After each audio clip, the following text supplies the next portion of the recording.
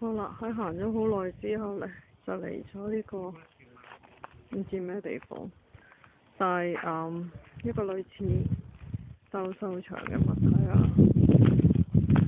咁呢，大家欣賞下。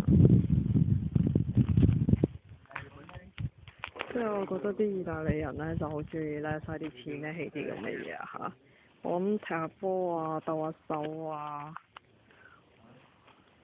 玩下馬戲都得。真係行咗好耐咯，呢度啲路呢，好難揾啊，就算有地圖都唔得。啊，我地圖喺呢度，你咁 hea，真係呢個係一個專係嚟玩迷失嘅地方咯，我覺得係啊。咁呢，好啦，咁呢就到此一遊啦。本來想上去行影翻落嚟嘅，但係呢實在太攰啦。咁呢，由於有好多其他景點未行呢，咁呢度又5點閂門喎，而家都2點半啦。咁唯有呢，快啲行埋佢啦！一陣仲要行翻2 km 去火車站啊，攞住所有行李，同埋呢係要趕火車㗎。並唔知道呢啲火車點樣可以去翻羅馬，有啲危險啊！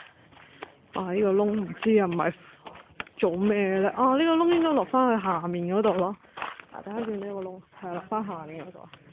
咁啊嚇，呢啲 A 位400蚊一張嚇，上面山頂位80蚊啊，學翻嘅話，好啦，拜拜。